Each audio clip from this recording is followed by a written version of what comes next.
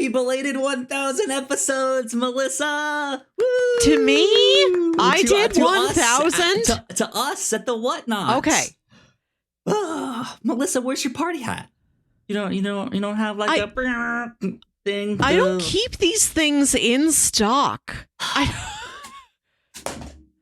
used to. I know I used to. But eventually there comes a time where you're like, I'm a childless adult. I don't need to stock party hats in my home. These are the ones I bought for episode 200. I've just kept them. Vintage. Yeah. Good.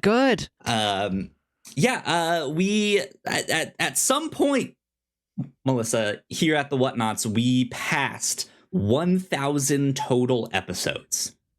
I was trying to, in my mind, keep track of when that would be. I completely missed it. And at some point I realized that. I was like, oh no, I think I missed it. And so I was just kind of waiting for the right time to like, oh, okay, well, we have episode 300 of the Captain's Log coming up, so I have to focus on that and do that thing. So it has to be after that.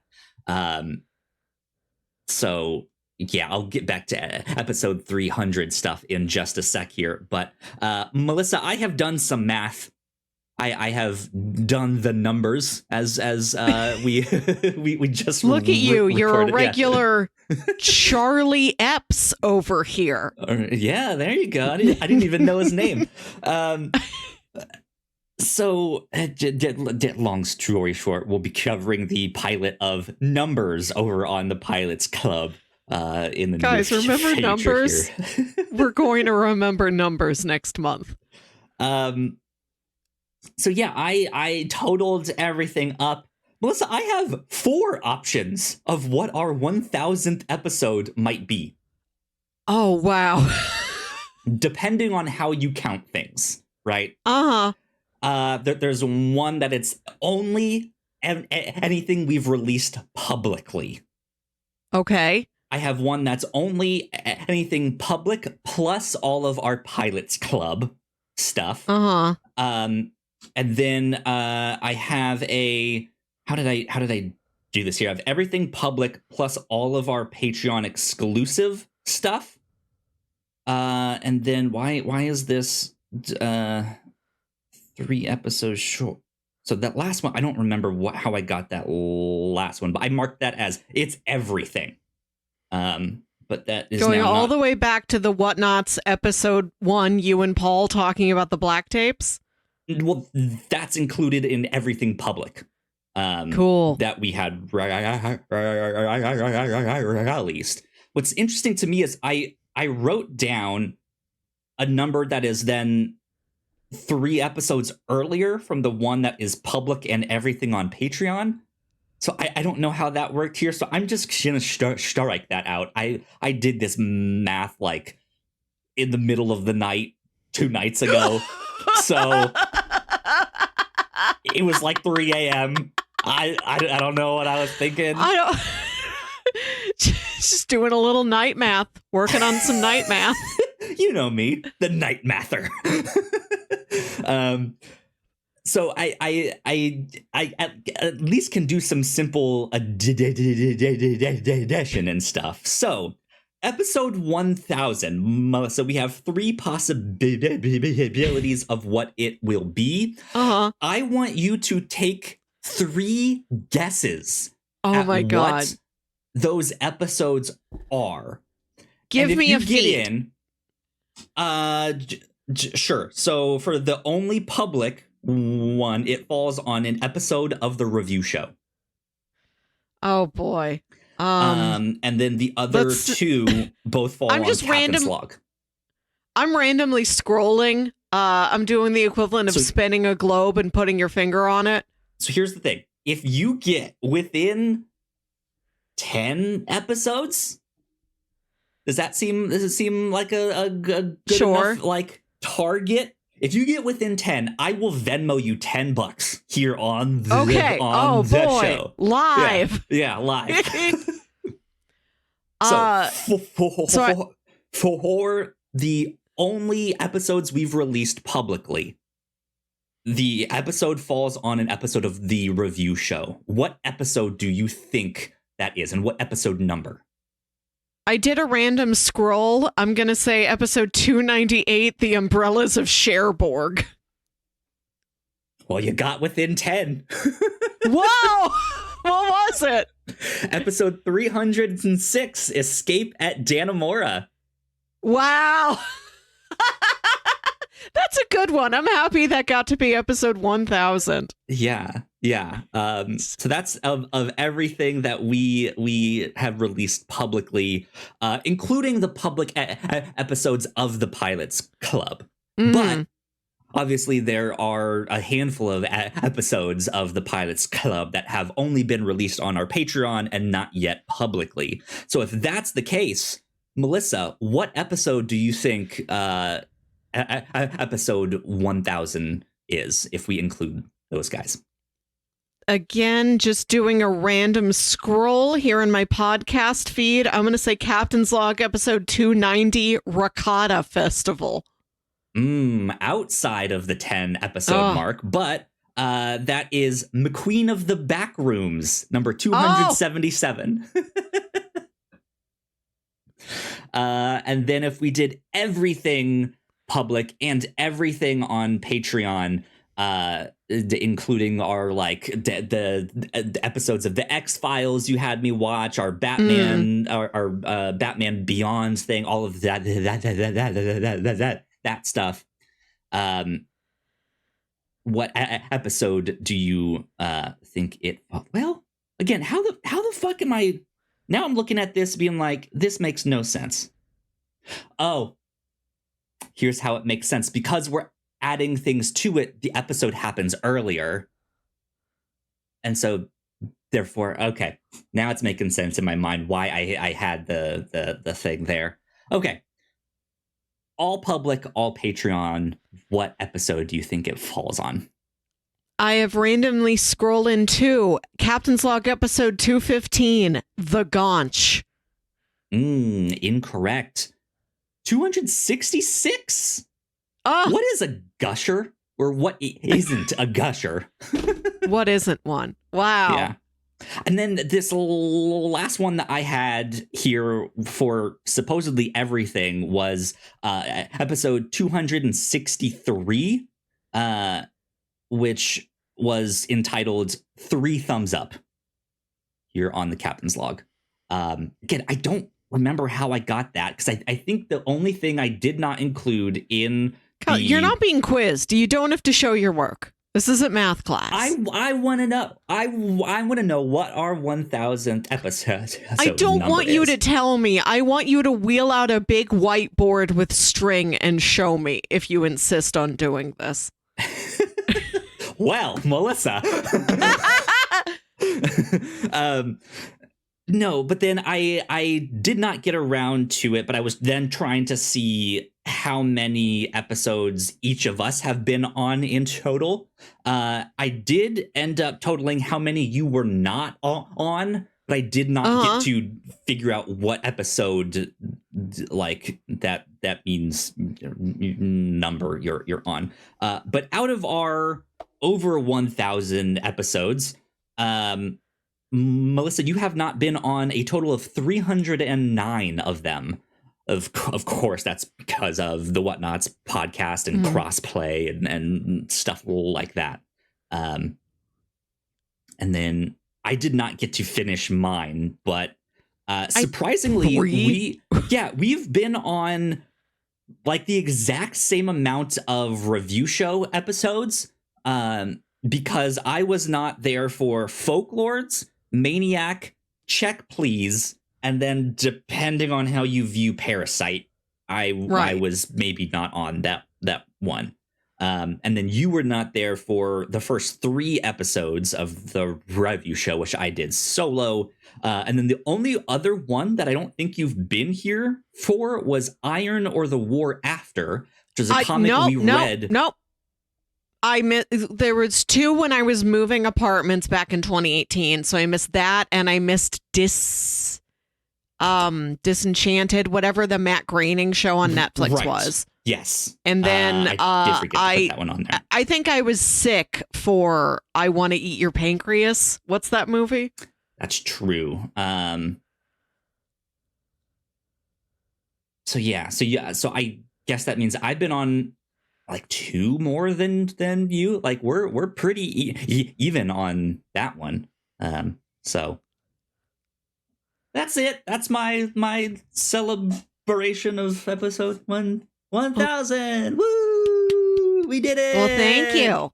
Yeah, that's kind of wild to think about. That we're coming up on our 10-year anniversary here at the Whatnauts. We've done over 1,000 episodes. That's just neat. That's just something I can say. Hey, I have under 1,000. I have over 1,000 podcasts under my belt. Big belt. Big belt indeed. You know what they big say belt about like a wrestler. Big belts? Lots of podcasts. So there you go. Good stuff with that.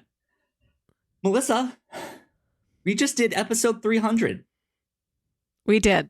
Have you got a chance to check it out at all? I have not watched it yet. How was it? How did editing go?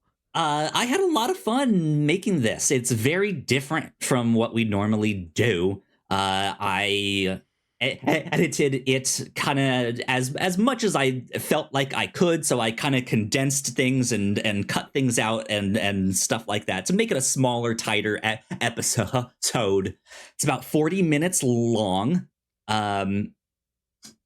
Obviously, I'm not a travel blogger or travel logger. I'm not sure what the right word. I don't do that. Sure, yeah. I don't typically do that kind of content, so maybe not the best in the grand scheme of things. But man, it was a lot of fun to make and put that together. There is a I guess you could say a joke in there that you didn't know I filmed, because I filmed it on my own at the place that we stayed, and it's sprinkled in there in one of these sections.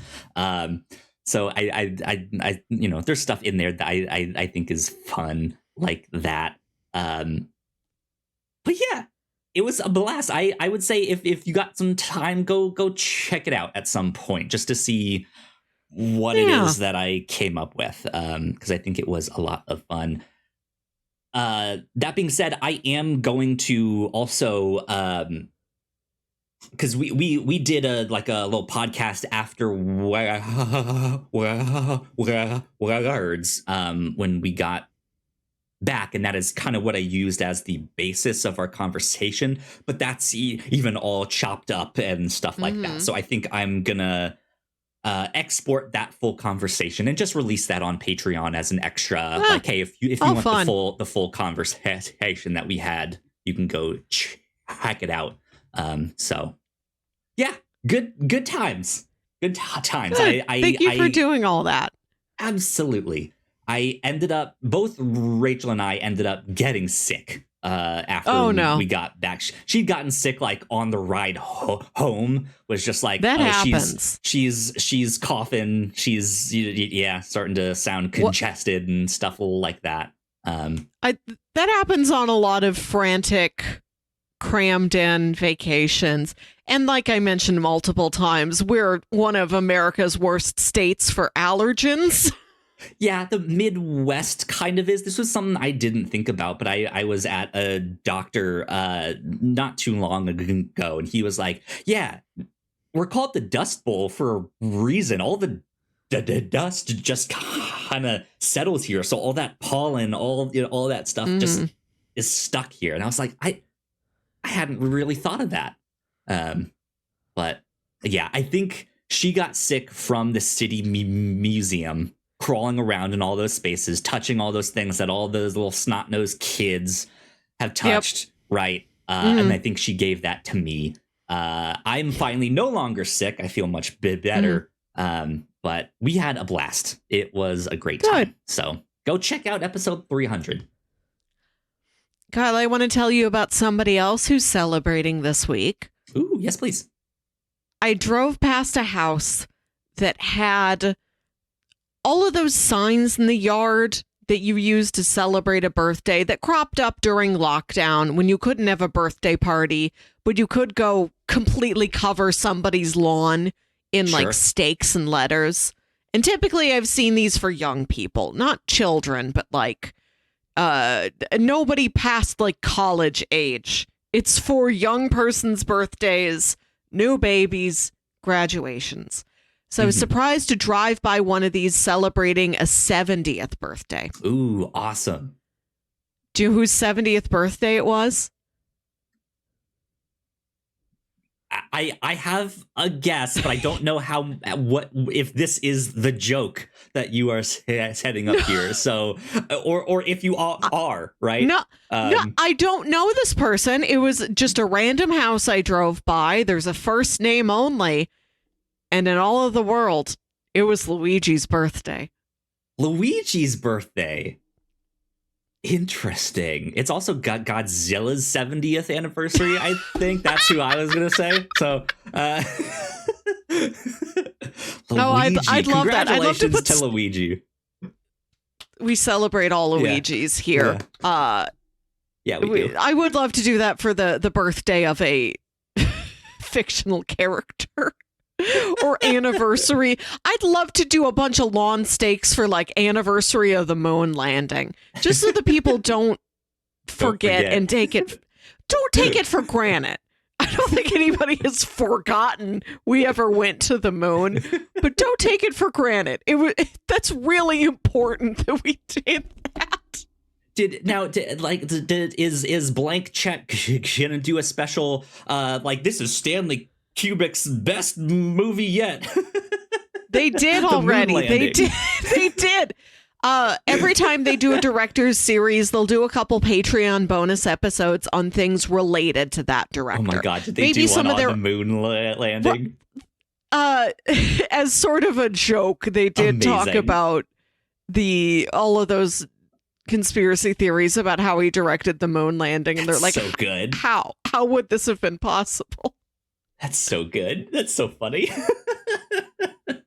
Oh, man. Well, happy birthday, It's funny Luigi. Happy birthday to whoever that Luigi is. Don't know if he's related to your local pizza Luigi. Or the video game magnate. Magnate. The plumbing magnate. Right. Well, Mario is busy saving princesses and wearing a magic hat. Luigi's really holding down the plumbing business. It's all in his name. He's taking vacations to haunted hotels, right? He's cleaning them out. He travels. Yeah. He had to go there for a work convention. Yeah. There's never a Mario adventure where it's like plumbing convention. We got to go to Schenectady. There should be. That'd be really funny, actually. So there's the conspiracy theory that Stanley Kubrick directed the moon landing. That's the only one of those there is. I've never seen another one that's like footage of incredibly important national event and somebody's like, actually, I think Ari Aster did that. There's probably, to that extent where they name a director and it's some Hollywood like this is director. The only. Do you think something was faked? Ari Aster's 9/11. That's one of the standard boilerplate conspiracy theories, but it is funny to me that they pointed to a specific director and like, it's him. He did it. It fits in his oeuvre. Yeah. And that has not happened since. Yeah. Because, I mean, you could certainly get conspiracies about like, 9/11 was faked, or this thing was faked, or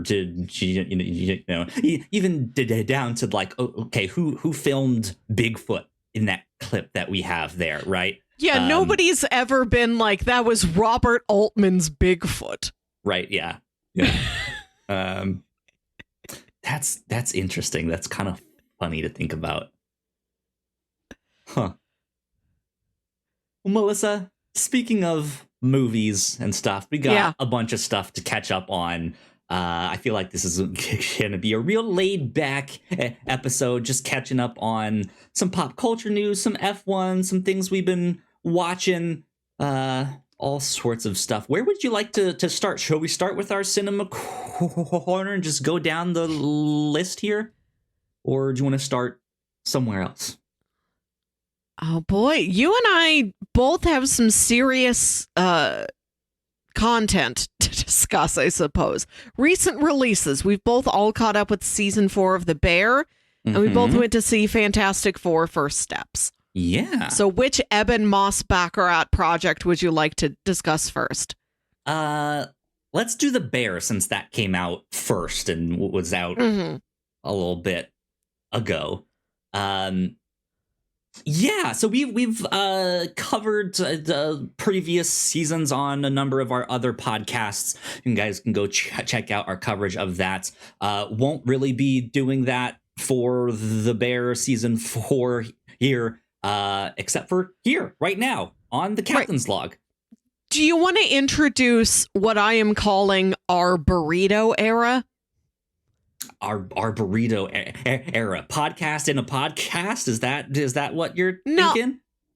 We've had these 3 separate feeds of the Captain's Log, which is for anything, the review show, which is our book club style format where we engage with different media, and sometimes it's new and sometimes it's old, and the Reactor Court, which is specifically brand new things. And you and I have been talking about how it's not quite as necessary, and it's become a bit cumbersome to have everything so siloed into these 3 separate feeds. And it may be simpler going forward for us to just have one show that does all of these things. Yeah. And the way I've been thinking about it is when you go to a Mexican restaurant and you order 3 tacos, and the 3 tacos are the same things, and the tacos are kind of a mess to eat. Different ingredients or different orders. Right. Right, no, but it's the same thing. It's the exact same taco, just 3 times. And you're trying to pick it up and eat it, and the shell crunches, and there's like lettuce all over the place and cotija on your lap. Or you could have just ordered all those same ingredients in one single, easier to eat burrito. And I think it's time we enter our burrito era. Yeah, I think starting next year, we're going to consolidate. Yes. So we'll work out details and stuff like that. I'm sure we'll have much more to say, especially on our Grand Prix at the end of the year. But yeah, good to kind of clue people in a little earlier than that. Right. To mention it every now and then, to be like, hey, don't forget, this is what we're thinking. This is where we're going. Right. This is why these things are together and why there may not be a separate reactor core on it. That's a taco. We're not doing tacos anymore. But yeah, so The Bear season 4, I enjoyed it a lot. I of course love this show. I was expecting to enjoy it a lot, but this season also really surprised me in that. Whereas this show has previously thrived on the chaos and the tension, and it still does, there was something about this season that really thrived on like the cathartic moments, the joy that can be found in this show, the joyful moments, the happy moments. I think this season really focused on that. And man, it was so refreshing. It was so good. What did you think? I did like this a lot. So last year, I caught up with seasons 1 and 2. I'd never seen them before, just before the release of season 3. Right. So when season 3 came out, which I know many other people felt like was a downside, I'm like, I just got here. I haven't lived with this show for very long. I'm just happy there's more of it. Right, yeah. But I think this is a step up. I think it's moving more from external chaos to internal decision-making and turmoil. It's become a lot more internalized. But also the characters have hit some very important breakthroughs. And I'm happy the show knows it couldn't keep things going the way it did forever. our characters needed to have actual honest conversations with each other instead of just letting everything simmer until it boils over, to the point where the season finale is basically like a black box play of just 4 characters having real honest conversations with each other in like a single 12-foot space. It's interesting because we now know that it has been renewed for a 5th season. I think the actors have been on contract for 5 seasons. That don't know exactly how all of that stuff works. I think at one point they also said there's going to be 5 parts to the show, but I don't remember that specifically or where I heard that, or, you know, it was a long time ago. So I'm kind of hoping this next season is the final one. Because I think they've gotten to, like, they like, season 1 really introduced us to the characters it in a way that it also would have been okay if it ended there. Like, it had such a great ending that I think, like, it would have been just an interesting, like, one-off thing. I'm glad that they continued it, because season 2 was like, okay, now we're making it bigger and better. And then season 3, for lack of better terms, or for better or for worse, felt like it was kind of spinning its wheels a little bit.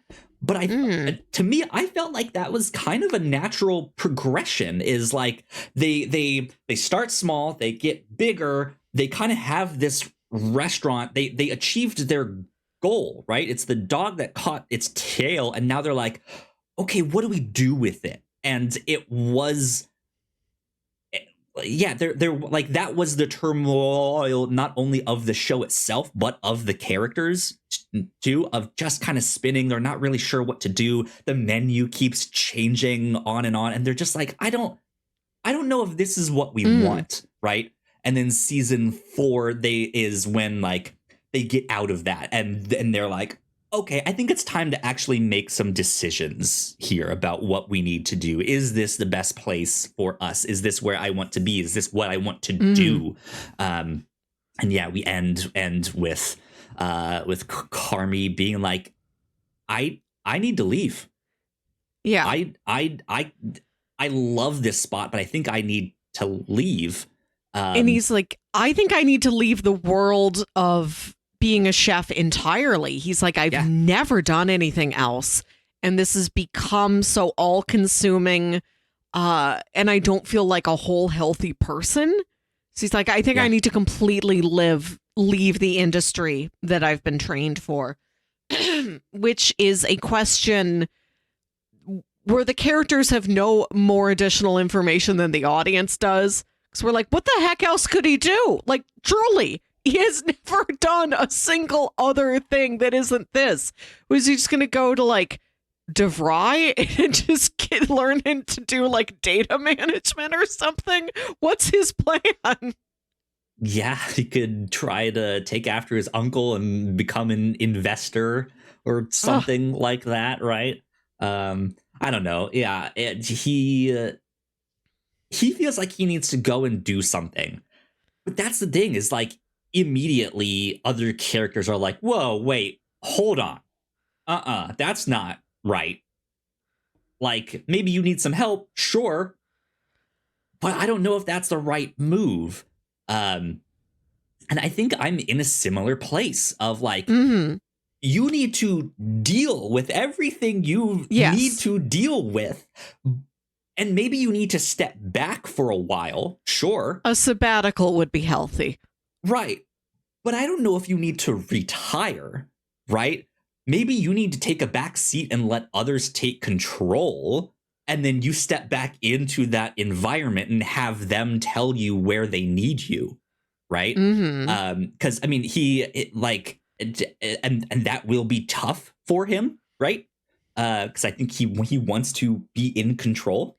But I think Sydney is being smothered. right? And if she has that space away from him, I think she can flourish. But I don't think she wants to be at another place, right? I don't. She turned down the other restaurant that she was seriously considering. I love the episode where she's trying to talk through her decision-making process with an 11-year-old girl and trying to frame it like, I'm trying to decide which of these 2 sleepovers to go to. Yeah. And I knew she was never going to go to the other restaurant because the show does not have room for more new characters. It is full already. That's the thing is I think that would have been the gut punch, is that she leaves and is kind of out of the show if that's what she had done. Like, maybe we check in on her every now and then, but that would have been a gut punch and or wake up call to Carmy of like, shit's fucked. Like, you need to deal with all of this trauma and stuff that you have here. And it would have meant like the end of their restaurant and all of that. Like, things would have blown up if that's what she did here. And I don't think that's why she turns the other place down. I think she truly feels like she belongs at the Bear, right? And I think she can make the world of difference at that restaurant. It's just not all up to her, right? Like we keep saying, Carmy needs to deal with his stuff. God, why am I blanking on Cousin's character, Richie? Like he also has some stuff that he kind of needs to deal with, but he's also in a much better place than I think a lot of the other characters. But yeah, that like I think naming him as like one of the sole there's very sweet is just awesome. Yeah. I don't know what's happening with Ibrahim, if they're gonna truly set up other locations. I think that stuff is awesome, is fantastic. I loved that. I really liked that subplot. He's so sweet. I love that he keeps saying, he's like, I need to create opportunities. He's like, I have to thrive, not only thrive, but give to others. How do I do this? And he's so focused, but the thing he's focused on is simplicity. Like, he seems like he has learned not to do what Carmy does. Absolutely. I mean, he took like online courses and stuff, like all of that stuff. He really did go to right. And after right. And I like that after we saw him leave the culinary school that he was enrolled in alongside Tina, that he found something else that is a better fit for what he wants to do. Yeah. I liked getting to have a little more Gary this season. I crave more Gary every time.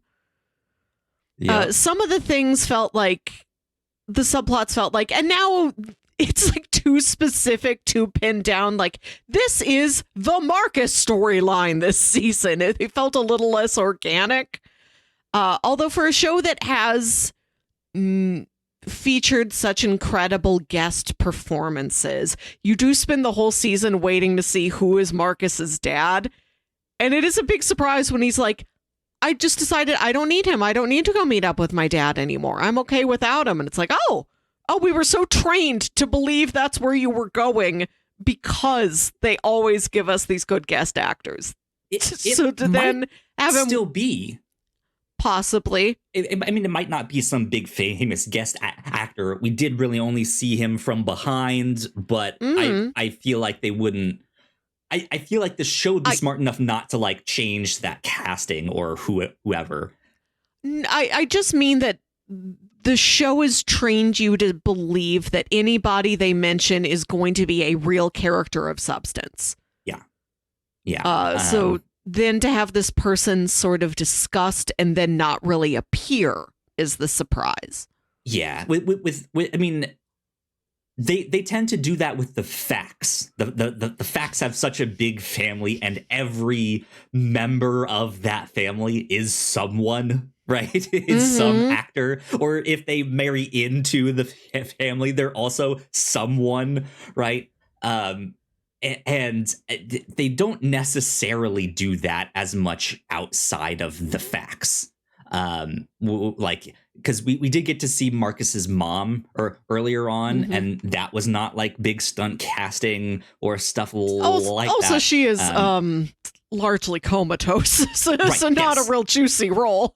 And I think Marcus will have that moment with his father, but I think he's like he isn't ready yet. I don't think he's truly come into his own. I think now that he's been named like the best chef in Chicago, I think once like a lot of the characters have this like, but it's not perfect yet, right? And therefore I don't want to show you yet. And I think that's even happening for Marcus of like, I'm just a pastry chef. Like, this restaurant's not about me, right? But then but I won best chef, like best new chef. Huh? Okay. So I'm making this restaurant special. Like, well, once he starts to think like that and be like, I'm a part of this. I belong here. I think he'll then truly have something to say to his father, whether it's that, like, hey, I made something out of myself despite you. Or even just to get the moment from his dad where his dad says, I'm proud of you. Because it seems like they don't have a good relationship, if they have one at all. And so I don't know if that's like, hey, you were always a piece of shit, or you weren't there. You expected me to be the same? No, I made something of myself. Or to see the regret from his father's side, right? And be like, I messed up. Like, I want to be in your life, and your mom passing has made me realize that stuff. And wow, look at you. Like, you made something of yourself unlike me. That makes me really proud. I think either one of those could be really good. For him to have his cathartic moment there with his dad. So good for him, right? Yes, I think the strength of this show is that every person it introduces, you want to know more about, you want to spend more time with, and it has such empathy for everybody in the show. Like, there's no real villains except for, like, Joel McHale, I guess. Little things like when Sydney turns down that other chef, Shapiro, and doesn't go to his restaurant. He's exasperated, he's frustrated, he's kind of upset, but that's not... They don't make him out to be a bad guy. He doesn't completely blow up at her. That's not a burned bridge. And everybody gets these little moments. Like, here's a moment for Petey or for Chester or for... I love... Neil Fack it's Teddy. Teddy's the brother. Teddy falling in love with Claire's roommate. Yeah. And how he's so overjoyed to be with her. He's so proud. I love when Carmy goes to try and see Claire, and he's shocked to see Teddy there. And Teddy's like, I'm in love. I'm so happy. I feel like my life is a Disney Channel original movie. And Carmy asks which one, and he says Motocross. Yeah. It's the only one he could think of. For a show that, despite so being good. Labeled a comedy, does have very few jokes. That is a joke I really liked. There's such sweetness and sincerity pervasive through this whole thing. There's room for everybody at this table. Yeah, absolutely. Yeah, I can't wait for season 5. I think it is going to be really good. I do kind of hope they wrap it up with season 5. As much as I love this and could watch this on and on, yes. I love these characters. It's about time. You're at the point where things need to start being resolved, right? We're also, they've got a star-studded cast. Yeah. Like, these people are starting to get very busy schedules. Indeed, indeed. But it is a show with such wonderful side characters. I'd be happy with a spinoff about somebody, or doing another show sort of in the same vein, the same flavor. Yeah, something like that. Good fun stuff. I really enjoyed this one, but yeah, I think this one really thrived with just the happy moments. Yes. So good stuff. I liked the episode where everyone was under the table. That's it's ridiculous. Beautiful. And this is a show that is so set in reality. We will have the occasional nightmare. I do love Sydney's nightmare where she's trying to host the cooking show. Mm-hmm. That reminded me a lot of the sitcom episode of Mr. Robot. And then when they're under the table, I love that at first it is a normal size table. Table and just gets then bigger and bigger and bigger. Right, it is like these very subtle shifts in this very soft breaking of reality. This show does, like, it really saved up all of its credibility to buy that one scene, and how it's like, this wouldn't really be happening, but you're bought into this. Just watch. Yeah, absolutely. Lots of good stuff on The Bear season 4. Speaking of 4, let's move on to the Fantastic Four. I saw this opening night, Thursday night. I had a blast. Good. I, to be honest, was kind of nervous for this one going in because of the history of previous Fantastic Four movies. I was hoping this was really, really good. They've been middling at best in the past, but of course this is the MCU. Don't know exactly where this fit in with the MCU being like, hey, we need to scale back to kind of tighten our vision here and really focus in. I thought the Thunderbolts was surprisingly great. So I was hoping this one would also be great. And yeah, I walked away being like, this was awesome. This was great. Oh, good. I loved it. That's fantastic. It's not as much fun as I was hoping it was going to be. It is like The Bear, largely a drama. Yeah. Like from moment one, they're like, we are bringing a baby into this world, and the whole movie has to live under the weight of the coming of this baby. And then they learn that the baby's, they don't say as much, but an Omega level mutant, this incredible Nexus being. It just has so much heaviness it has to operate under that there are some very nice moments of levity, but not as much as I would have liked. I wish the whole movie was as fun as the trailers kind of made it out to be, as like bright and poppy. Yes, I don't disagree with you, but I don't think it was a downer. I don't think it was like it's not a downer, yeah, or so like overly serious. I mean, it was. There are very high stakes in this, and I think appropriately so. But I think there's enough character development from all of these characters, even if it's small.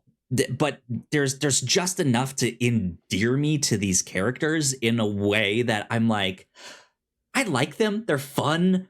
Even if Reed is kind of an asshole, even if the Thing really doesn't get much, and his love interest with Natasha Lyonne is awkwardly placed in the movie. I don't even really know why that's in there over Alicia Masters. I don't know. I don't know. That feels like there's parts of it missing. We know John Malkovich as Red Ghost was cut out. At the very end, being out of there. I don't know anything about Red Ghost. I don't think anybody's been clamoring for a Red Ghost. We see one of his apes. Ape is fun. Who doesn't love Ape? We love an ape henchman. At the end of the credits, they play this song that's supposed to be like a 1960s folk protest song, but it's about let Galactus eat us. I'm so confused about where that would have come from. What is the origin story behind that song? What's cut out? A Galactus cult and those that worship him on Earth. What? They mentioned that in the I do not remember that. Are you thinking? It's in when it's once they come back, I think, and kind of all hell breaks loose and they know they're about to die, right? That like the Fantastic Four didn't save us. That things kind of go to heck and there's protests and all of that stuff. And in one of the news clippings, they mentioned there's now a Galactus cult that is worshiping him and welcoming him. That's even less than the cult who worships the entity in Mission Impossible: The Final Reckoning. Like, it's about do it or the same don't do amount it. Of screen time. Yeah, and like that's it's far less. I think one of the things that this movie was wrestling with was all these little ancillary things out there. Oh, there's a villain over there. There's a villain over that way, right? They had that scene where the like flying cop car goes after something and he's like, yeah, there's a bad guy there and there's a bad guy over that side of town, but we don't get to see all of them, and I'm okay with that because that's not what the movie really needed to focus on, which is why I'm confused about the love interest with the Thing and Natasha Lyonne's character, who I don't know if there was really someone before Alicia Masters. Is this like Peter Parker was in love with Betty Brant for a while and Liz Allen for a while before he met MJ or Gwen Stacy, right? Is that what this is? The many loves of the Thing, right? Yeah. And like I'm okay with that because he always is one of the more romantic characters in his like side storyline stuff with Alicia. That's good to hear. Like that's what they focus on when he goes off and does his own stuff, right? And it just felt so thin though, that I was like, why even put that in the movie? But it did give me something, right? It at least gave me like, okay, he has a softer side to him. And it's interesting that they keep talking about Johnny being the ladies' man, but we do not really see Johnny being the ladies' man at all. Yeah, and we get that side of Johnny as well, where he's hitting on a alien, right? He's hitting on Silver Surfer. He's like, no, it's not what you think. Like that, like his thing is like, no, I know you think I'm flirting with the alien, but I'm not. I promise. But yeah, there's enough in there to endear me to the characters that I like what they have, and it brought enough levity to the stakes of what was happening that it didn't feel so drab or so. It's like, oh, this is what DC used to do, where they just desaturated everything and made it not fun. Right? It is very colorful. The production design is stellar. I really love how this thing looks. I like the special effects on like Galactus and the Silver Surfer and like Johnny covered in flames and the Thing. I think there's really good design work in here. I know they didn't want to do another origin story, but I almost wonder if we're entering the story too far along the narrative arc at like slightly too heavy of a place. It's like, what if Ant-Man started at Quantumania and you didn't get to have the fun capers of the first two Ant-Man movies? I don't know if that's necessary, because I like that they are celebrities in their world. I right? do and like they that. Get this, yes, they get the like, you know them, you love them, but they give you the like minute intro of like, and they were astronauts and something went wrong with their thing and they came back with incredible powers. I like that, but I think it also leaves room for further films to do a flashback or two to fill in and not to do like an entire flashback movie, but just to like do a Black Widow. Right. Yeah. Here's a small scene with an extra little tidbit on a caper that they did here, or here's the actual first time that they met Mole Man, or here's the here's Mole Man rules. Here's Reed and Dr. Doom back in college, right? Just for like a quick 2-minute scene, like to have space for them to fill out some of that way, I think is interesting and fun, and not something we've truly seen in the MCU. Sure, yes. The status quo is changed, and the stakes are so heightened from literal minute one of this movie, and all of the fun adventure that's all just like in the montage on the Ted Gilbert show. I wish the timeline was just stretched slightly. I wish the stuff with Baby Franklin was just introduced a little later in the film, and we had a little more fun playtime, and we got a little bit of a better hand on these bright, happy, fun times before it's like, oh no, and now everything's going to be extremely different. Yeah. I think there's obviously going to be a lot of comparison between this and Superman that's out there. And I think oddly, Superman is more brightly colored. There is like a hope to that movie, as it should, right? But I was almost kind of expecting the same from this. And this is just a little bit on the more serious side of things, but still deals with family and hope and like what you would do for your loved ones in a way that was like, they nailed it. They got to the heart of the Fantastic Four. It's about family here. And that I think was spot on. That is true. I think I just would have liked to see a little bit more of the family at leisure before it's like the family at crisis. Sure. Yeah. Yeah. That makes sense. Thing I love about this movie that it does have in common with Superman is so many extras and a real sense of the townspeople where they live. Lots of crowd reaction shots. That's something we haven't really had in a while. Yeah. I love to know what the city around the superheroes is thinking, how they're reacting, what they're trying to do. And I like the very Robert Zemeckis' Contact sequence where the whole world has to rally to build those portal things. That's cool. I saw someone online that was like, Fantastic Four. The most unrealistic thing about that movie is not the dimension hopping, not this giant scale god. It's getting the entire world to shut their lights off every night at 8. It's like we couldn't even get people to wear masks when they were coughing. Like we still can't get them to cough in their shoulders. You expect them to turn their lights off all at 8 p.m. every night? No. There is an Eddington embedded within Fantastic Four First Steps. There's a sub Pedro Pascal it's trying to convince somebody to turn their lights off.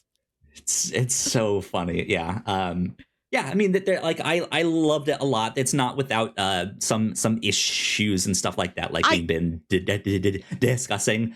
But I think it was a great first step, as the name implies. I think this is a good foundation. There is really stellar stuff on here to build on. I think they nailed all the villains and antagonists. Mole Man's a hoot. Silver Surfer really gets a lot to do. I didn't know she wasn't always silver. Over there, just being like, just wait till they get to my universe. I am so fascinated at how the heck they're going to bring Namor into this. Yeah. Especially when he is as we've met him in Wakanda Forever, very different than how he is in the old Fantastic Four comics. So, question. The end credit scene from Thunderbolts. Oh, yeah, yes. Oh. Where does that fit in? We know that the Fantastic Four went up, and that was the their mission went wrong, and that was the inciting event to give them their powers. Is that them going into the main MCU universe and they coming got them back? Here? They got them on Earth 616? Interesting. Potentially. That's who fucked him up? Who did that to him? Who's the culprit? Right? I don't know. Like, that could be an interesting twist on that. Especially because of the radiation that we know came with the snaps, right? The multiple snaps. They said it had released some kind of like cosmic energy radiation kind of thing. If them crashing into our universe affected their DNA and then they came back, that would be an interesting way to do all of that. Or because they do say that they know multiple dimensions exist, all of that stuff. Is the end credit scene from Thunderbolts them coming over to warn them about Doctor Doom in the future, to be like, hey, Doomsday is coming, because we do get an end credit scene in Fantastic Four I have to talk about this. Side I have to talk about this. Doctor Doom. Yes, please continue. So the Future Foundation kind of operates as the UN. It wasn't clear to me if that was the UN or was in addition to the UN. But anyway, it's like, here's all the countries, and you see a sign for Latveria, but Doctor Doom has not appeared. All you see is the nameplate that says Latveria. Victor Von Doom not mentioned, not referred to. We don't know his current status in this universe. There's a mid-credit scene that is Sue reading to baby Franklin. She gets up to get him another picture book. She goes back to where he is on the couch, and you see just like the cloak of Doctor Doom and the mask laying on the ground, and he's reaching out for, you just see fabric. He's reaching out for baby Franklin, and baby Franklin is like touching his face, and Sue looks shocked, and that's the end.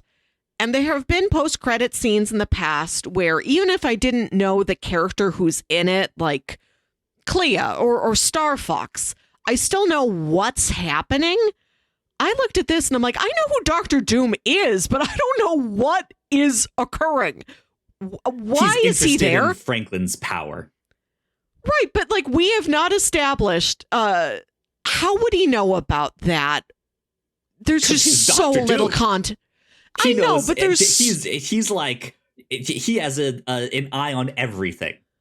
I know, but there's so little context in that post-credit scene. Sure. There's too many mysteries here. There's too many question marks of like, how did he get in there? Why is he here now? Where has he been up until now? Why is he just showing up when Franklin is 4 years old? Why is his mask off? Did he take it off on purpose? What does he look like under there? Why is burned? That's too many. Too many. I wish this was either more or less. I wish that it was either simpler or it had more context to it. I disagree with you. I think this is simpler than what we got when Thanos was first teased, where he looks at the camera and is like, I guess I'll have to do it myself, right? This really is just a like, and Doctor Doom exists in this universe, and maybe you can glean that he's interested in the power cosmic, right? Yes, yes. And that's it. Like there's nothing really else to it besides that. I think there would have been a cleaner way to illustrate that. Like, Reed suddenly receives a call from his old college buddy Victor, and Victor's like, love to catch up, Reed. I heard you have a son. I'd really like to meet him. right? Like that's to me, that seems more complicated than just like having a stand-in to be like, and here he is. That's what he looks like. Right. Done. There's too many questions for me. Like, why is he here now doing this? Why this now? Why not other thing and previously? This is so fascinating to me because this is the feeling of what I remember like early on in the MCU of like, Thanos, how does this connect? Like, okay, so he's after this, but why? How does he have this thing? What's happening here? Like there was always just so many questions of how this fits in. And I think the MCU kind of lost or got too in the weeds of that when like, yeah, at the end of Eternals, when what's his name shows up and it's just like, huh? Who? I don't care about any of this, right? Yes, I think now we have like a return to form of like questions I'm wanting to know the answers of. All right, here we go. Doctor Doom is such a high impact character. We love Doctor Doom. You and I, nerds, know who Doctor Doom is. We know what he's about. This does feel like an old post-credit scene where it's just like, and bam, the image of a thing you know.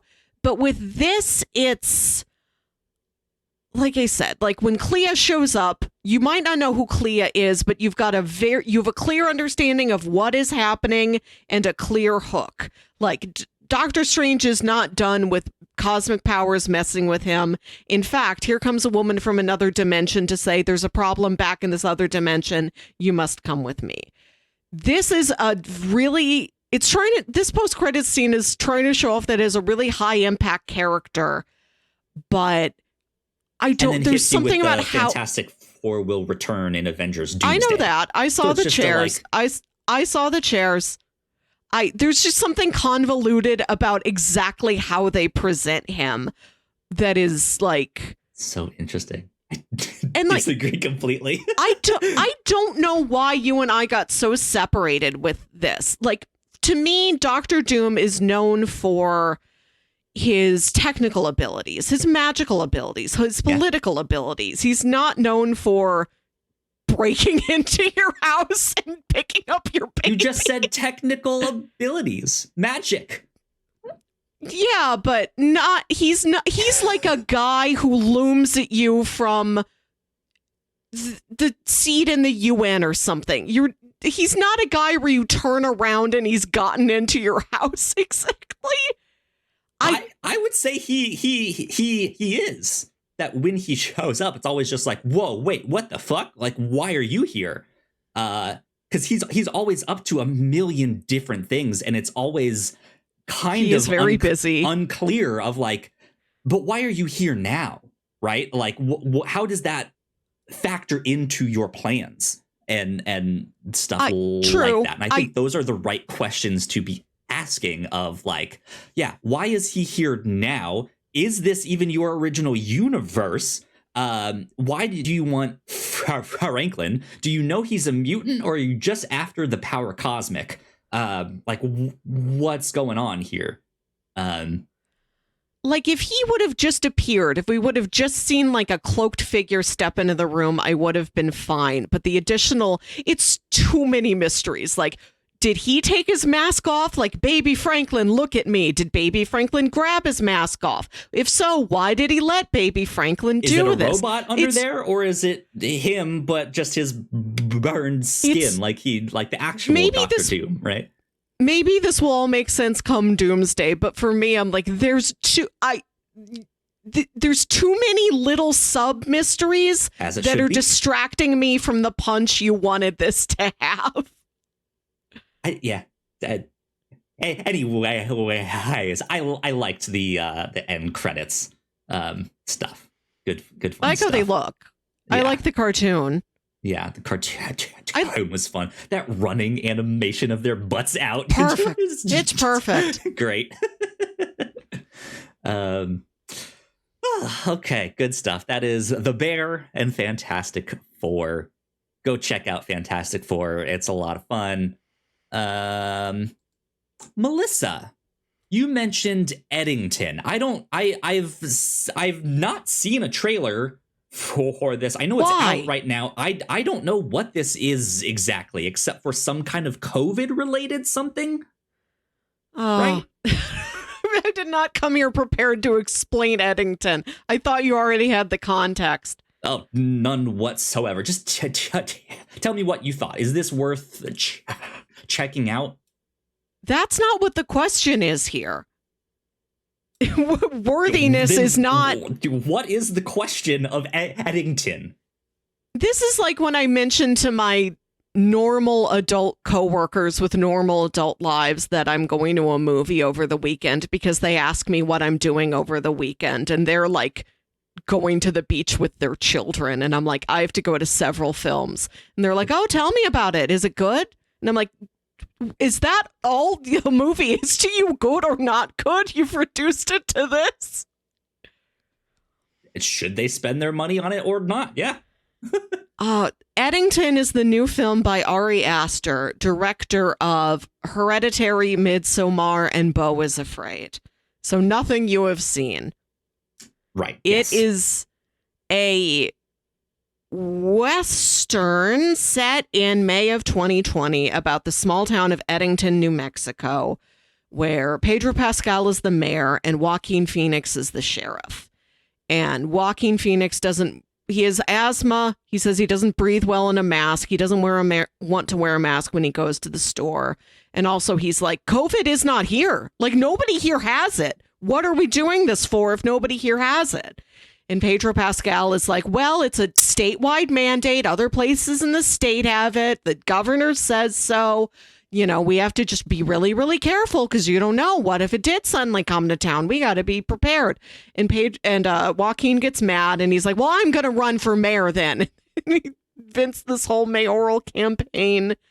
So it's set among all the political and social volatility of May and June 2020, which has largely been the reputation of the film. Like, are we ready to go back there? Is this too touchy? Is this too soon?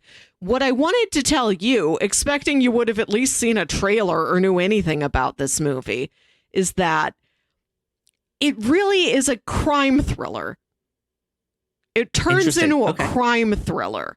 And because of that, I think it is of interest to you, Kyle, specifically. Okay. Interesting. I will keep that in mind. Mm-hmm. Good stuff indeed. So the question isn't worth money or not worth money. The statement is purely, did you know there's crime in this? There's crime in there. I know you like crime. I do like crime. You do like that. We're going to have to do a check-in. We're going to have to do a roundup where I go through every movie coming out the rest of the year, and you tell me if you've ever heard. No, just if you tell me if you've ever heard those words before or not. Yeah. Because sometimes I am surprised that a thing has just utterly missed your radar.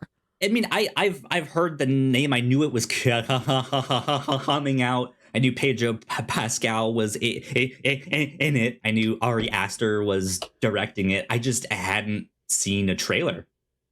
So I don't know what it's about. What trailers have you been seeing?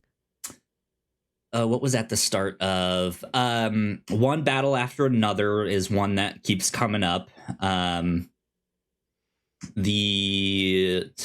was seeing the new Wes Anderson one, but that's out now. Already came and went. I'm getting a lot of. I get a lot of The Roses. Have you seen trailers for The Roses 12 times? I don't think so. I think I've maybe seen it once. What was that one? That's the one where Benedict Cumberbatch and Olivia Colman, their marriage is falling apart. Oh, this is bananas to me. I go to a lot of movies, but I feel like you also go to you don't go to as many as me, but you do go to an above average number of movies. Yeah. And often a lot more of the like artsy ones or the ones like these. How about him? Have you seen the trailer? I've seen that one a million times. We've discussed it on the show. You made me watch it on the Cat. I did make you watch it. It's a very good trailer. I'm never upset to see the trailer for him. I've gotten Oh Hi a couple times. I haven't got that one yet. That's a movie where Carmi's girlfriend Claire kidnaps a guy, sort of. She it's a couple who go on a weekend retreat, and it's like the first time they're ever taking a trip together. And the girlfriend says something like this to the boyfriend while she has him like tied up for sex stuff. And he's like, we've been having fun, but I never really thought of us as like a couple. And she's like, what? What do you mean? And she decides to keep him strapped to the bed. Like, I'm going to convince you I really am girlfriend material. I think we really can be a couple. I think you really don't know what you want. So it's like a modern romantic comedy that's also misery. Yeah. Interesting. It's hard for me to think of the trailers that I've seen, and I don't know why. I mean, Superman and Fantastic Four were the most recent movies I saw in theaters. So it's been a little while. So I missed out on Wes Anderson's. I missed out on. Okay. God, what was the other one? Ballerina. These are the trailers that are in my rotation. I've been seeing a lot of The Naked Gun, Weapons, Freakier Friday. Nope. What else have we had? I've seen East of Wall a couple times. That's a little art movie. Never Do you heard not of it. know what East? It's a movie about this woman who runs a horse ranch, but she doesn't have any money and her horse ranch is struggling, and all she wants to do is like teach these young women how to like ride rodeo horses. And the guy coming in saying, your ranch has fallen on hard times. Sell me your ranch is Scoot McNairy. So they've got my ticket money automatically. Good old Scoot McNairy. I've got the Scoot subscription package, so that it's just taken out of my wallet automatically. Scoots Plus. Yeah. Scoots Pro.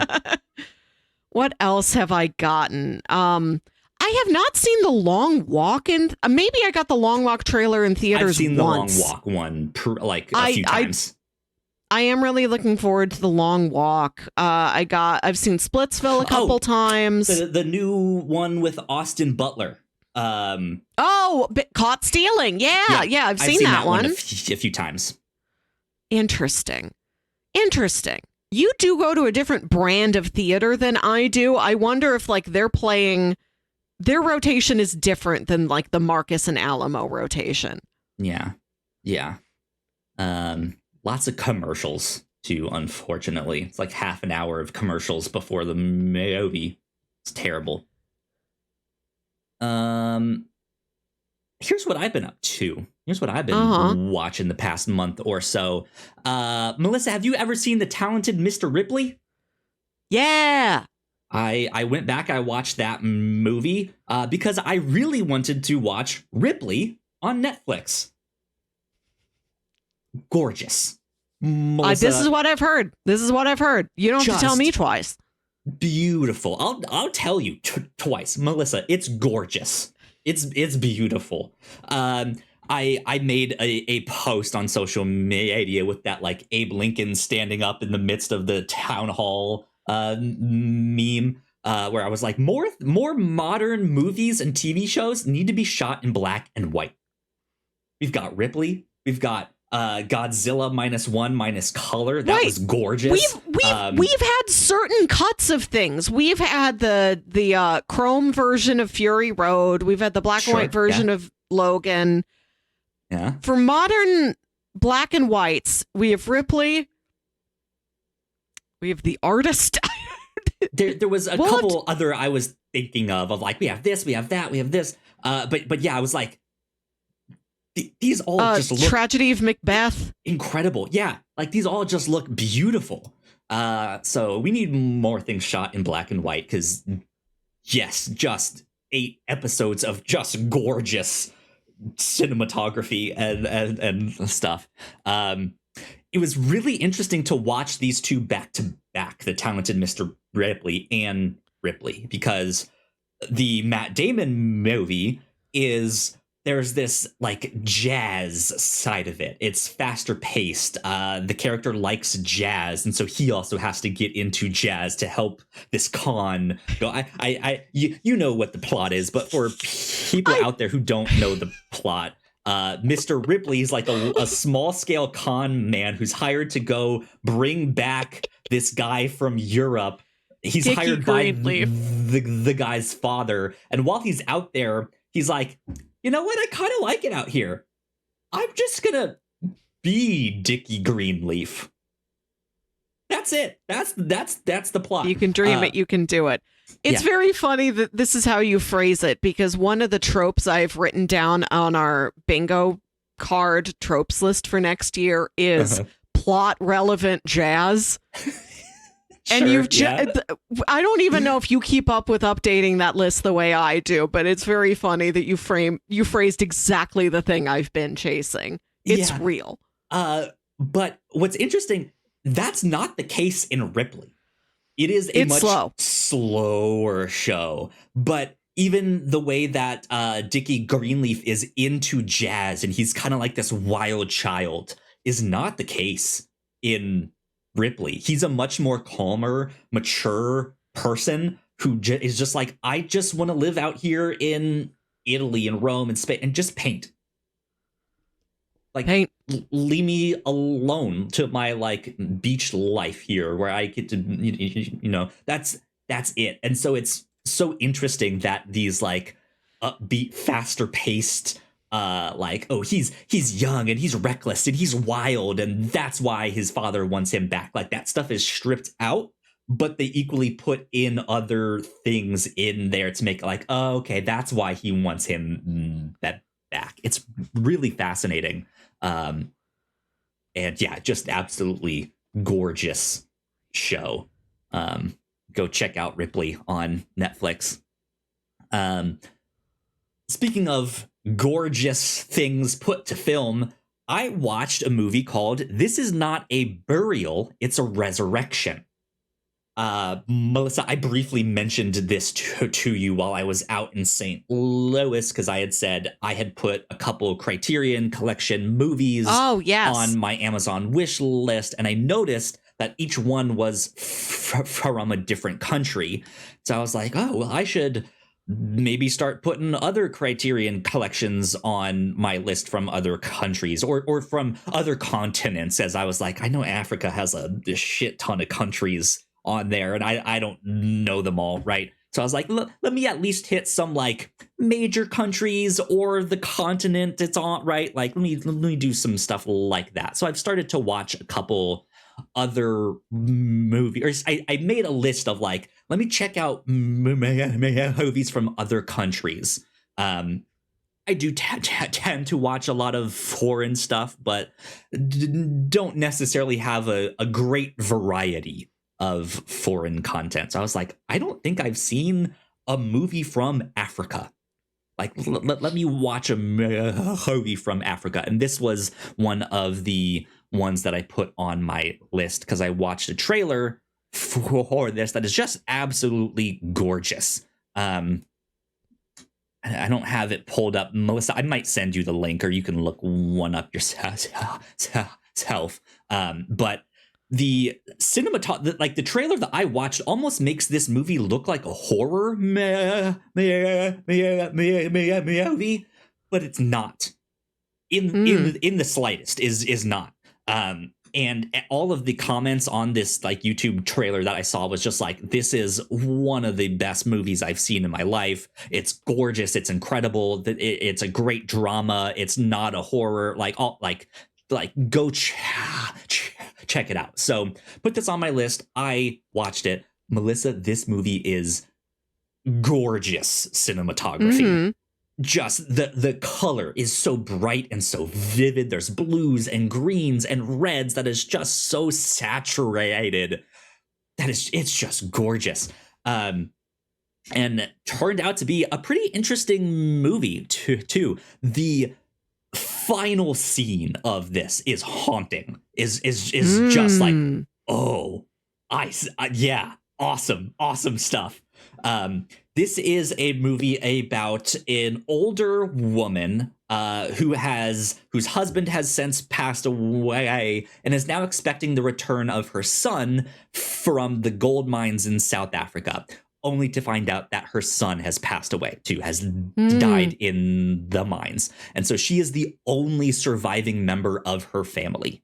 And she is, I said she's old. She is really old. So it's like she is grieving and like begging God, like, why am I still here? I'm so old. How is it that I've outlived my husband and my son? Like I like, this makes no sense. And so she is just absolutely grieving. She's wearing her funeral dress every night when she sleeps in hope that she also passes away.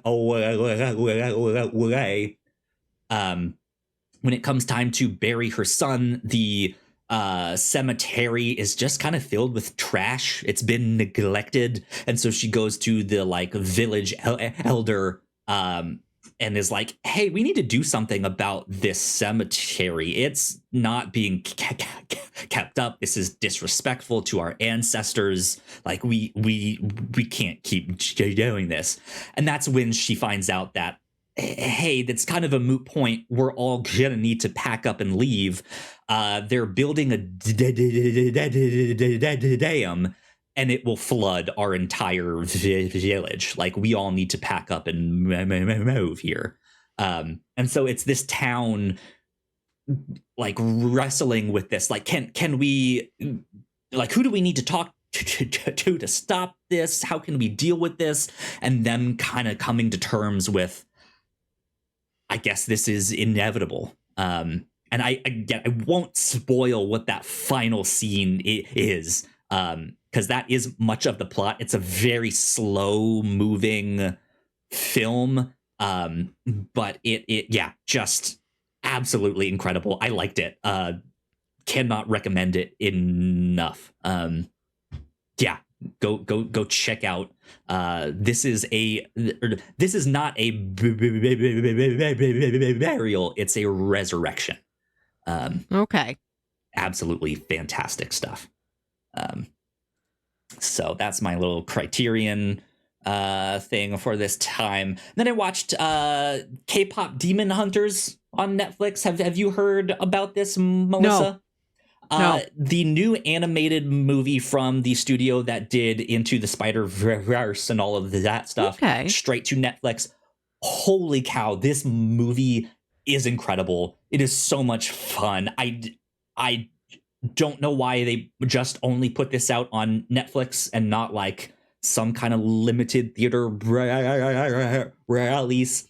It is more of a musical since it's all about K-pop and stuff like that. The music is incredible. It's been like topping the charts of like the soundtrack is up there as like best album. The singles are up there as like these are staying on the charts for like multiple weeks, up there in the top 10. People love this. Cannot recommend it enough. Great action, great comedy. Incredible stuff. This I think will end up being on my top 10 of the year by the end of this year. I hope it wins all the awards it's up for, because it deserves it. And then I also watched a K-drama called Bloodhounds, which came out a couple years ago. I really enjoyed this one. This is about these two guys that are boxers. These two young guys. They become good friends, and when one of their parents kind of falls victim to this financial scheme, this loan scheme, and they end up being taken for all their worth. They kind of go on a revenge fight against this company. and some big fight scenes, some awesome drama, a great storyline. The fight scenes were cool because they really try and stick to the boxing choreography for those two characters, so they're not like doing the Black Widow mixed martial arts, like hit you and like flip you over and you're in some weird arm bar position. No, it's just them bare knuckle, like punch, dip, duck, dive, dodge. If you can dodge a wrench, you can dodge a ball. But yeah, fight scenes were incredible. Great story.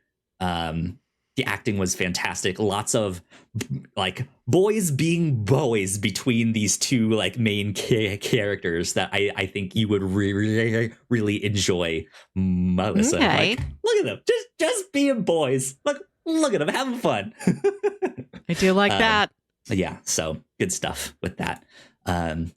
That's where I will leave my cinema corner for now. That's not all I've watched, but those were the ones I was like, I need to highlight these ones here. So I don't know where you get all this time from.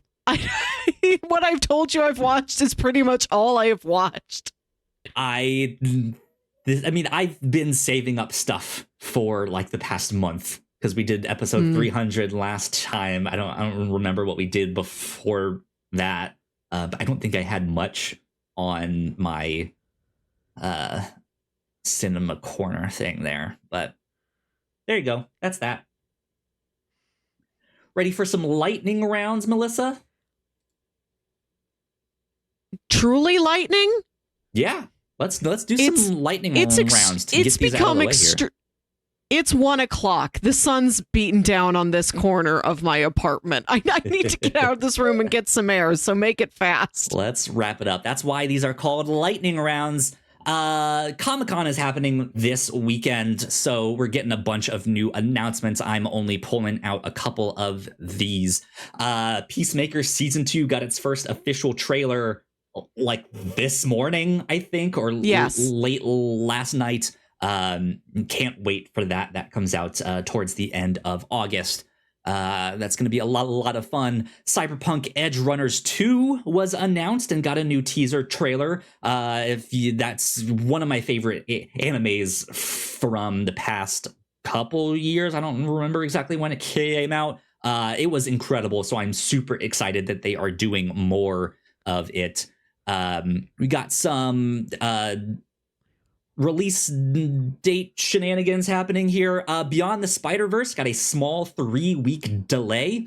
Was supposed to be out at the start of June 2027. It is now June 25th, 2027. And then Eyes of Wakanda, the new animated series from Marvel, got moved up by almost a month. It is going to be out August 1st is when it is starting. It was at the end of August, at August 27th. Friday. Yes, yeah, it is coming out soon. I think they're trying to get out of the way of Peacemaker, at least in my opinion. I don't know if those things have got as much audience overlap that they cannot. No, but like Eyes of Wakanda, I think is YouTube space doing all the like. Here's the Easter eggs you missed. No, that has happened so many times that two giant comic book this demands an Easter egg related thing have happened at the same time. I think Eyes of Wakanda is going to have a much wider audience because Black Panther was this massive seismic cultural film that we're going to have like little kids and like grandparents tuning into Eyes of Wakanda. I think the exact opposite. Peacemaker is the one everyone's going to be talking about. That's the one that's going to hold the conversation. And they want Eyes of Wakanda to do well, but I don't think it has as big of a reach there. And I think that's why they're moving it out of the way, so it's not looked over.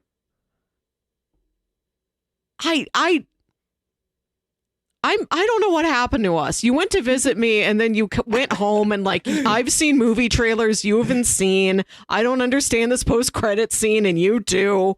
Where did we go? We used to be on the same wavelength. It's okay to have a difference of opinion. But yeah, they changed their release date. So August 1st is when Eyes of Wakanda is coming out. Invincible got renewed for season 5. Slow Horses got renewed for season 7 ahead of their like season 5 release later this year, I think, which is coming out in like September. So that's been good stuff. The Eisner winners have been announced. I'm not gonna go into all of that stuff, but you guys can go check out who won like best comic book writer, what new best series is out there, all of that stuff. But yeah, that is our pop culture lightning round. So moving on to the F1 corner, there's a lot of stuff that's been happening in F1 recently. Christian Horner fired from Red Bull. He's out. He's no longer the team principal or CEO of Red Bull.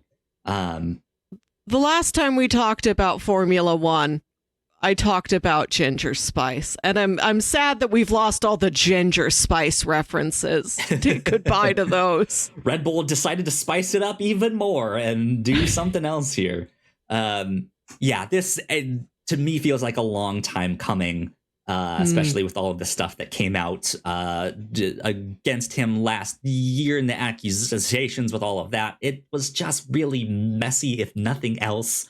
But they have promoted Laurent Mickey's, who was the team principal of the Racing Bulls. He's now the team principal of Red Bull and is the CEO of Red Bull. So good stuff with that. 2 races ago, Nico Hulkenberg got his first ever podium. He got a P3. Amazing. After 239 races, a guy who I've been going back and watching old episodes of Drive to Survive to catch up to that most recent season that was last year's sport that actually got me into it. And I love the episode where Nico does a press event at a Microsoft store and a kid asks him if he has a growth mindset. He seems so nice, just like nice and level-headed and stable. I like checking in with him. I was so proud of him. He finally made it. It can take you 11 years, but you can do it. What a success story. What an inspiration. The episode you're talking about almost puts it in the light of like, and here's Nico Hulkenberg. He's not old, but he's getting older. And maybe he's on his way out. And like, here's the new talent, Daniel Ricciardo, who's like on his way into like superstardom, and like them together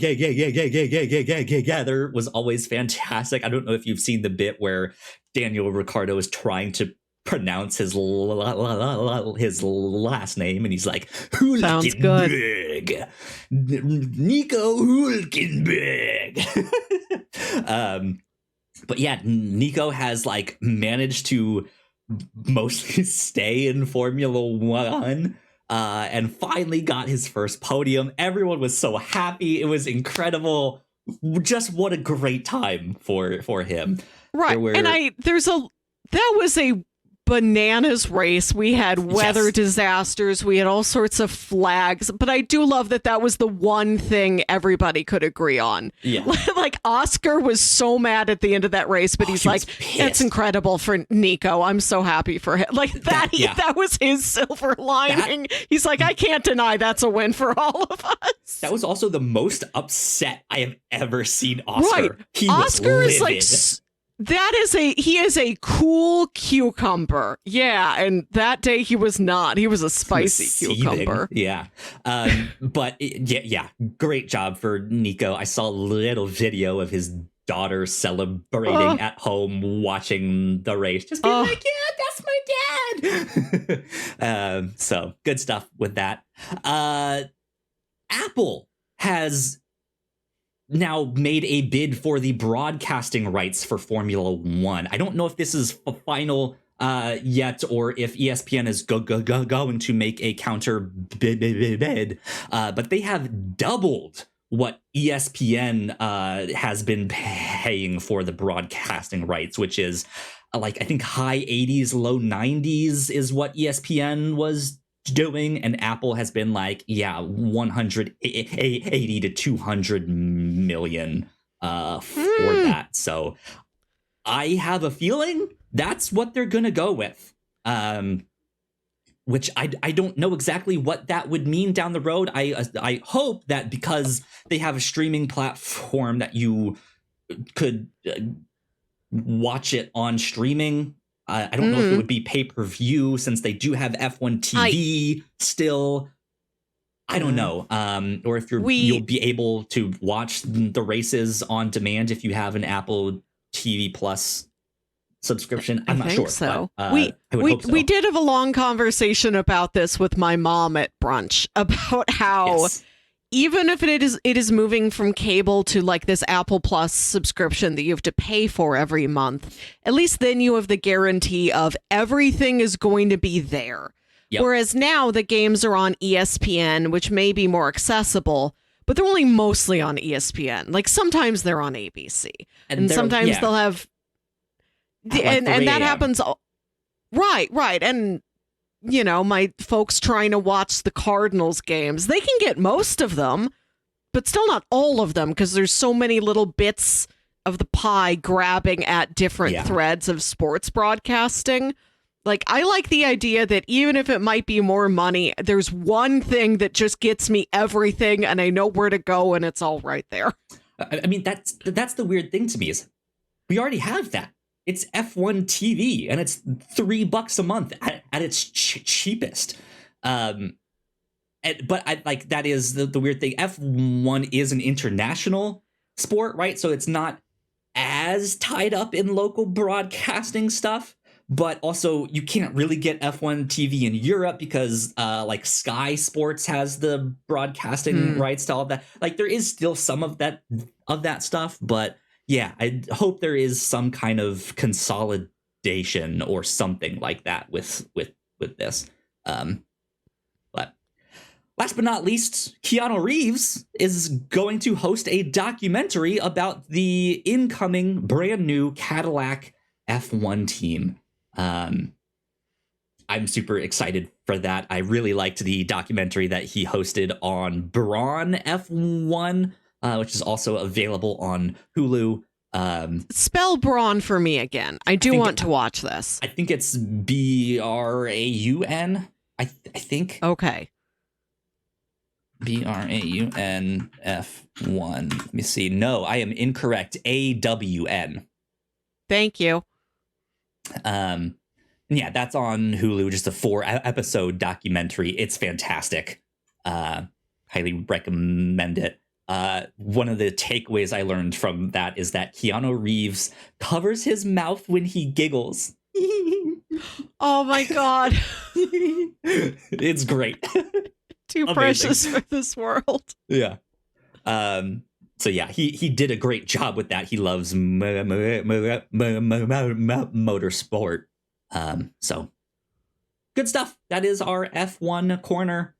And we can get out of here finally. No housekeeping for y'all this week. Patreon.com/the Whatnauts is where you can support us.